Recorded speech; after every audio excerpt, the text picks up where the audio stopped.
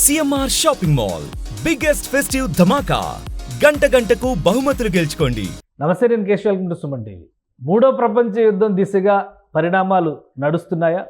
ముఖ్యంగా ఇజ్రాయెల్ పాలస్తీనాల మధ్య రాజుకున్న చిచ్చు ఆ చుట్టుపక్కల ఉన్నటువంటి దేశాలన్నిటికీ అంటుకుంది. ఇప్పుడు అణ్వాయుధ దేశమైనటువంటి ఇరాన్ కూడా ఆ రంగంలో అడుగుపెట్టినటువంటి పరిస్థితి. ఇజ్రాయెల్ వర్సెస్ ఇరాన్ జరుగుతున్నటువంటి పరిణామాలు ప్రపంచవ్యాప్తంగా ఆందోళనకు గురి చేస్తున్నటువంటి వాతావరణం కనిపిస్తుంది. ఈ పరిణామాల ప్రభావం మన దేశం పైన ఎలా ఉండొచ్చు? ముఖ్యంగా పెట్రోల్, డీజిల్ ధరలు విపరీతంగా పెరిగే అవకాశం ఉందనే ప్రచారం జోరుగా సాగుతుంది. ఇందులో నిజమెంత? ఈ అంశాన్ని విశ్లేషించేటువంటి ప్రయత్నం చేద్దాం. బీజేపీ అధికార ప్రతినిధి రవికిరణ్ గారు మనతో పాటు ఉన్నారు. రవికిరణ్ గారు నమస్కారం.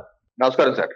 రవికిరణ్ గారు, ఇరాన్ వర్సెస్ ఇజ్రాయెల్ అంటే ఇప్పటి వరకు ఉన్నటువంటి యాంగిల్ మొత్తం మారిపోయింది. పశ్చిమాసియా మొత్తం ఒక అలజడి వాతావరణంలోకి వెళ్తుంది. దాని ప్రభావం ఇండియా పైన ఉంటుంది. అలానే ప్రపంచంలో 3వ వంతు దేశాలకి ఇరాన్ నుంచే ఉత్పత్తుల సరఫరా జరుగుతోంది అని, దీనివల్ల ఇంకా ఆర్థికపరమైనటువంటి మార్పులు కూడా, విపరీతమైన ధరల పెరుగుదల, పెట్రోల్ ధరలు పెరిగేటువంటి అవకాశం, ఇవన్నీ వస్తాయనేటువంటి ప్రచారం జరుగుతుంది. ఎంతవరకు ఇందులో నిజం ఉంది? మన దేశం ఎంతవరకు ప్రిపేర్ అయి ఉంది? యశు గారు, ఇప్పుడు ప్రపంచం అంతా కుగ్రామం అయిపోయిందండి. గ్లోబలైజేషన్ వరల్డ్ లో ప్రపంచంలో ఏ మూల ఏం జరిగినా సరే దాని ప్రభావం ప్రతి దేశం మీద, ప్రతి పౌరుడి మీద ఉంది. ఫర్ ఎగ్జాంపుల్ కరోనా చూడండి. కరోనా ఎక్కడ మొదలైంది, ఎక్కడ తేలింది? మనకు సంబంధం లేదు అనుకున్నాం. అలాంటిది ఎలా వచ్చేసింది చూడండి. అందుకనే ప్రపంచ దేశాల్లో ఉన్నటువంటి పరిణామాలు ఒకరి మీద ఒకరు ఆధారపడుతూ చేస్తున్నటువంటి అనేకమైన వ్యాపారాలు కావచ్చు, లేకపోతే పారిశ్రామిక అభివృద్ధి కావచ్చు, అన్ని మిళితమై ఉంది. ఇప్పుడు ఉదాహరణకి యుక్రెయిన్ రష్యా వారే మనం చూస్తున్నాం. యుక్రెయిన్ రష్యా వారి వల్ల ఏ రకంగా ప్రపంచ దేశాలు అతలాకుతలం అయిపోయినాయి మనం చూసాం. లక్కీగా భారతదేశం మీద కూడా దాని ప్రభావం ఏ రకంగా మనకి రైతుల యొక్క యూరియా, ఫెర్టిలైజర్స్ పెరిగిపోయిన చూడండి. అలాగే పామాయిల్ రేట్లు ఏ రకంగా పెరిగాయి. అంటే యుక్రెయిన్ నుంచి మనం పామాయిల్ తెచ్చుకుంటాం ఎక్కువ, అలాగే యూరియా, ఫెర్టిలైజర్స్ అక్కడ నుంచి ఎక్కువ తెచ్చుకుంటాం. సో అక్కడ యుద్ధం వల్ల అంతా అయిపోయింది, మన రేట్లు ఇక్కడ పెరిగిపోయాయి. అలాగే ఫ్యూల్ రేట్స్ అంతర్జాతీయంగా ద్రవ్యోల్బణం ఏ రకంగా పెరిగిపోయింది చూడండి. అమెరికాలో కానీ, యూకేలో కానీ, ఆయా దేశాల్లో ఇప్పుడు మెయిన్ ఎలక్షన్ ఎజెండా ద్రవ్యోల్బణమే. 3 రెట్లు 4 రెట్లు పెరిగిపోయింది పెట్రోల్ వాళ్ళకి ఆ యుద్ధం వలన. ఎప్పుడు చూడండి, అసలు వాళ్ళకి గ్యాలన్ అంటే అమెరికాలో $1 లోపే ఉంటుంది. నేను గతంలో అక్కడ 10 ఏళ్ళు పనిచేశాను కాబట్టి $1 లోపే ఉండేది గ్యాలన్. అలాంటిది $4,000 అయిపోయింది. అది ఎప్పుడు ఊహించలేదు అనమాట. దానివల్ల వాళ్ళ ఎకానమీ మొత్తం ఇబ్బంది అయిపోతుంది. అలాగే యూకే కూడా ₹100 కొనే వస్తువు, కందిపప్పు ఇవన్నీ ₹100 ఉంటే అమంతా 400 అయిపోయింది. అంటే దాని ప్రభావం యుక్రెయిన్ రష్యా యుద్ధం వల్లే అంత. అయితే మనం లక్కీగా భారతదేశం ప్రధానమంత్రి నరేంద్ర మోడీ గారి నాయకత్వంలో ఏ రకంగా మనం అక్కడ రష్యా నుంచి మనం చమురు దిగుమతులు గతంలో సింగిల్ డిజిట్ లోనే ఉండే దిగుమతులు అలాంటి డబుల్ డిజిట్ లో తెచ్చుకుంటూ మనం ఆ రకమైన ఇబ్బందులు పడకుండా అంతర్జాతీయంగా అనేకమైన ఒత్తిళ్లు, అగ్రరాజ్యాలు మన మీద ఒత్తిడి చేసినప్పటికీ సమర్థవంతంగా వారికి సమాధానం చెప్తూ మన జైశంకర్ గారు ఏ రకంగా సమర్థవంతంగా యూరోపియన్ కమ్యూనిటీకి, అమెరికాకి, వారి యొక్క ప్రెస్కి సమాధానం చెప్పుకుంటూ భారతదేశంలో ప్రజల యొక్క ఆకాంక్షల్ని, ఇక్కడ అభివృద్ధిని, ఇక్కడ ద్రవ్యోల్బణం పెరగకుండా 6% లోపు అటు ఇటుగానే ఉండే విధంగా చూసుకుంటూ సమర్థవంతంగా ముందుకు వెళ్ళి మనం చేసుకుంటూ వస్తున్నాం. అది ఈ తరుణంలో మళ్ళీ ఈ యొక్క ఇజ్రాయెల్ ఇరాన్ యుద్ధం, కాన్ఫ్లిక్ట్ కూడా మనకి ప్రపంచవ్యాప్తంగా భారతదేశానికి కూడా దాని యొక్క ప్రభావం ఉంటది. రెండు దేశాలు కూడా అణ్వాయుధ దేశాలు. రేపు ఇజ్రాయెల్ అటాక్ చేస్తే కూడా అణ్వాయుధాలకు సంబంధించి లేదా న్యూక్లియర్ రియాక్టర్స్ పైన అటాక్ జరిగే అవకాశం ఉందని గట్టిగా ప్రచారం జరుగుతుంది. ఇది 3వ ప్రపంచ యుద్ధానికి దారితీయొచ్చు. పైగా ట్రంప్ చేసినటువంటి వ్యాఖ్యలు, ఇన్ఎఫిషియెంట్ గవర్నెన్స్ అమెరికాలో ఉండడమే ప్రపంచ యుద్ధాలకు బాటలు వేస్తోంది అనేటువంటి ఒక విమర్శ చేశారు. ఇది లోకల్ పాలిటిక్స్లో భాగంగా మనం చూడాలా. అమెరికా ఎలక్షన్స్ ఇది కూడా ఉంది కాబట్టి ఆ విమర్శల్లో భాగంగా చూడాలా. నిజంగానే అమెరికాలో అసమర్థ నాయకత్వం ఉందా లేదో మనం చెప్పడానికి అవదు. కానీ అదే వాస్తవం ఏంటంటే, ఓకే, ఇజ్రాయిల్ ఇరాన్ కాన్ఫ్లిక్ట్ ప్రత్యక్షంగా కొన్ని దశాబ్దాలుగా ప్రత్యక్షంగా అయితే లేదండి, పరోక్షంగా ఉంది. పరోక్షంగా ఏ రకంగా అంటే, పాలస్తీన్ లో ఉన్నటువంటి ఉగ్రవాద సంస్థలు హమాస్ కానీ, లెబనాన్ లో ఉన్న హిజ్బుల్లా కానీ, లేకపోతే సిరియాలో ఉన్న వేరే ఉగ్రవాద సంస్థలు, ఎన్ని సంస్థలకి ఆ చుట్టుపక్కల ఉన్న సంస్థలందరికీ ఫండింగ్ ఇచ్చేది పరోక్షంగా ఇరాన్ ఫండింగ్ ఇస్తుందని చెప్పి అందరికీ తెలిసిన ఓపెన్ ఫ్యాక్ట్ అది. అది ఎప్పుడు ఇరాన్ ప్రత్యక్షంగా ఇజ్రాయెల్ తో యుద్ధానికి దిగలేదు. అయితే ప్రస్తుతం కొన్ని మాసాలుగా మనం చూస్తున్నాం ఆ ప్రత్యక్ష యుద్ధం కూడా ఇద్దరి మధ్య కాన్ఫ్లిక్ట్ పెడుతూ బ్యాలిస్టిక్ మిసైల్స్ వెళ్తున్న విషయం మనం చూస్తున్నాం. అయితే ఇరాన్ కూడా గత కొన్ని సంవత్సరాలుగా అణ్వాయుధాలు తయారు చేసుకోవాలని చెప్పేసి అనేకమైన ప్రయత్నాలు చేసింది. ఇజ్రాయెల్ కూడా దాన్ని తిప్పికొట్టే విధంగా ఏ రకంగా వాళ్ళు వాళ్ళ స్పై వింగ్ మొసాద్ వింగ్ వాళ్ళు ఇరాన్ లో అణ్వాయుధాలు తయారు చేయడానికి భూగర్భంలో కొన్ని బిల్డింగ్లు కన్స్ట్రక్షన్ చేస్తుంటే కన్స్ట్రక్షన్ టైంలోనే టైల్స్ కిందే బాంబులు పెట్టేసింది.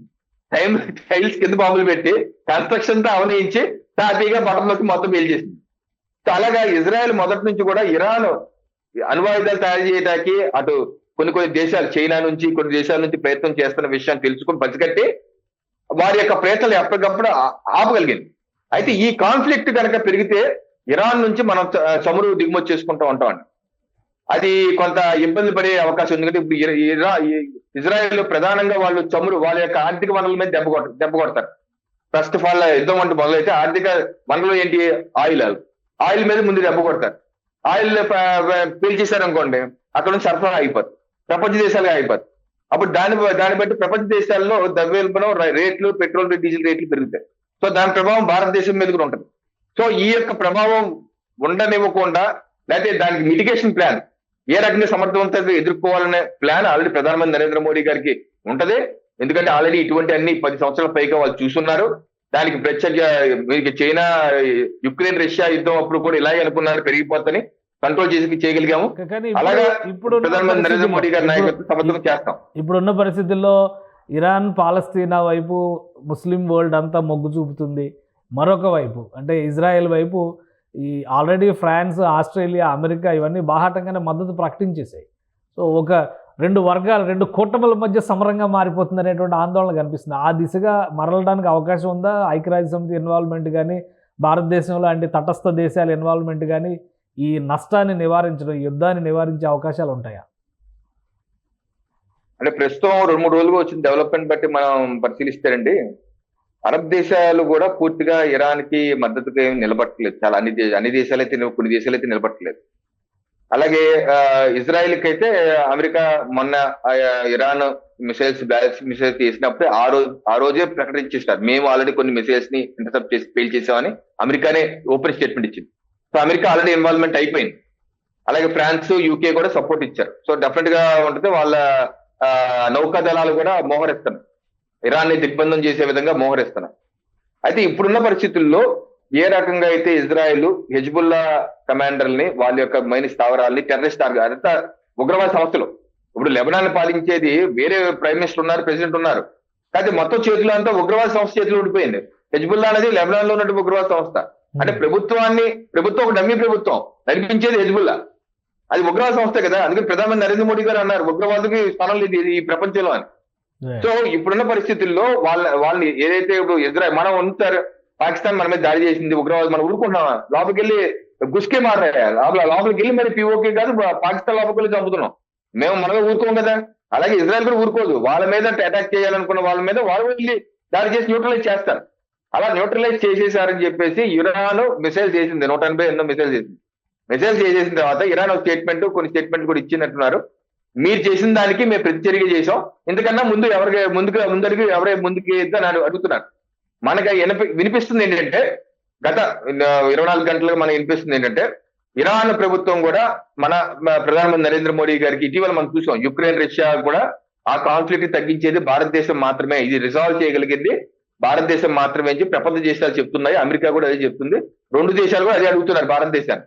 సో అందుకనే ఇటీవల మనం రష్యాకి వెళ్ళినా, యుక్రెయిన్ వెళ్ళినా, లేకపోతే అమెరికాలో వీళ్ళందరూ కూర్చొని మాట్లాడినా భారతదేశాన్ని ఒక పెద్దన్న పాత్రలో విశ్వగురువుగా చూసి ఈ యొక్క సమస్య పరిష్కారం మీరే చేయాలనే పరిస్థితిలో ఆల్మోస్ట్ ఈ మధ్య వచ్చిన వార్తలు అయితే ఆల్మోస్ట్ ఒక చేయగలిగారు నరేంద్ర మోడీ గారు, భారతదేశం చేయగలిగింది అని వచ్చింది.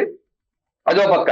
రెండో పక్క ఇరాన్ కూడా ఒక మెసేజ్ పంపించింది భారతదేశానికి, నరేంద్ర మోడీ గారికి, ఈ పరిస్థితిని ఇంకా పెరగనివ్వకుండా, ఎందుకంటే ఇరు దేశాలకి మీరు మిత్రులే కాబట్టి, ఇజ్రాయెల్ కి మీరు ప్రాణమిత్రులు, ఇరాన్ కూడా మీరు ప్రాణమిత్రులే కాబట్టి, ఇద్దరికి మీరు మిత్రులే కాబట్టి మీరు చొరవ తీసుకొని ఇది ఇంకా ఎక్సలెంట్ పెరగకుండా చూసుకునే బాధ్యత మీరు కూడా తీసుకొని అడిగినట్టుగా మనకు వార్తలు వస్తున్నాయి.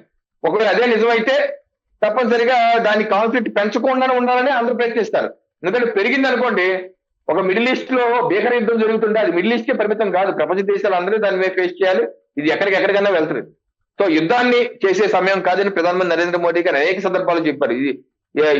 ఇది యుద్ధం చేసే సమయం కాదు, ఇది అందరం విశ్వ మానవాళి కలిసి పనిచేయాల్సిన సమయం అని చెప్పి చెప్తున్నారు.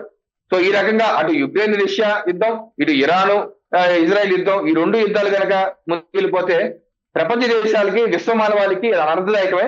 సో ఇది జరగనివ్వకుండా చూసే ప్రయత్నం ప్రతి ఒక్కరూ చేస్తారు.